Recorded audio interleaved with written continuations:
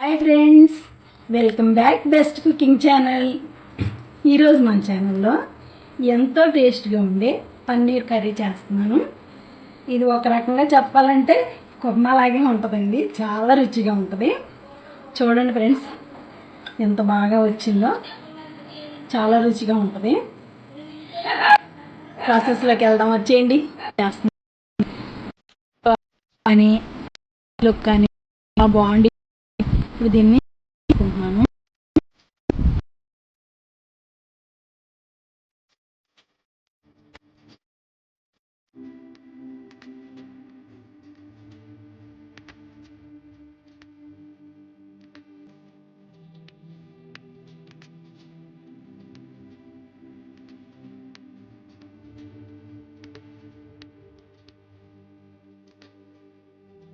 ఇప్పుడైతే కొంచెం ఆయిల్ పోస్తున్నాను.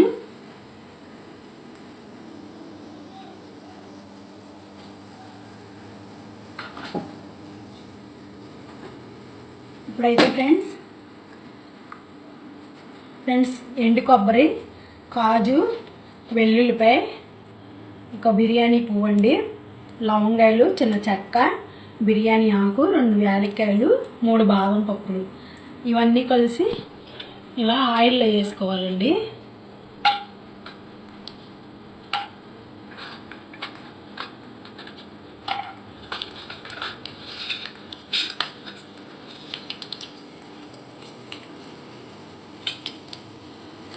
ఉల్లిపాయ,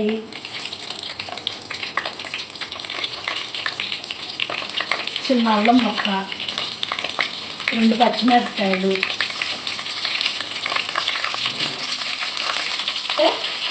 ఒక టమాటా కూడా కట్ చేసి వేసుకుంటున్నానండి. ఇవన్నీ కూడా కొంచెం ఆయిల్లో యాగాలండి. మూత పెట్టుకుంటున్నాను. ఫ్రెండ్స్, ఇప్పుడు ఒక మిక్సీ జార్లోకి తీసుకుంటున్నానండి.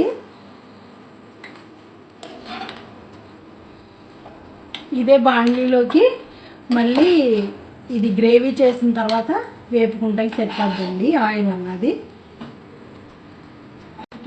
పేస్ట్ మెత్తగా చేశానండి. ఇప్పుడు ఇది ఆయిల్లోకి డ్రాప్ చేసుకుంటున్నాను.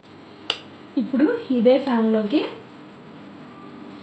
ఈ ఒక మిశ్రమాన్ని వేసేస్తుందండి.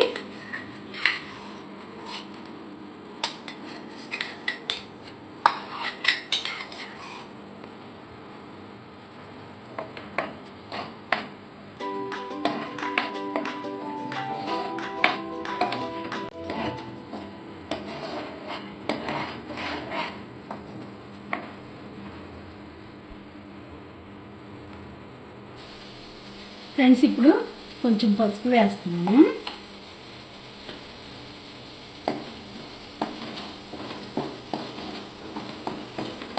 ఇప్పుడే కారం కూడా వేయాలండి.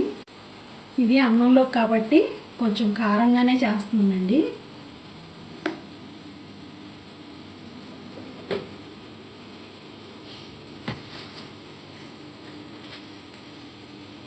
టేస్ట్కి సరిపడా సాల్ట్ వేస్తున్నాను.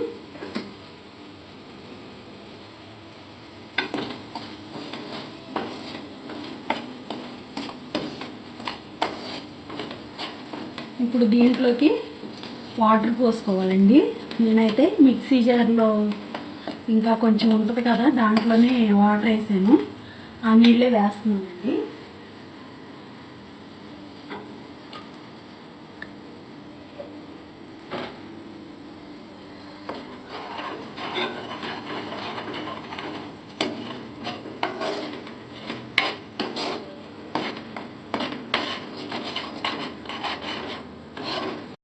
ఫ్రెండ్స్, ఇప్పుడైతే ఈ పన్నీర్ ముక్కలు అన్నాయి వేసేస్తున్నానండి.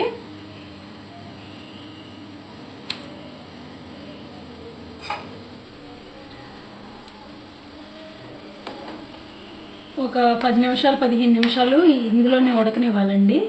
మసాలాలన్నీ పడతాయి, ఆ గ్రేవీ కూడా థిక్గా అవుతుంది.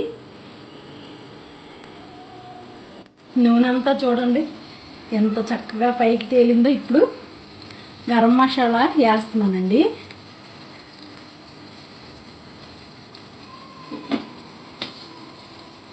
ఇదైతే దీన్ని కలుపుకొని ఒక గిన్నెలోకి తీసుకుంటామే.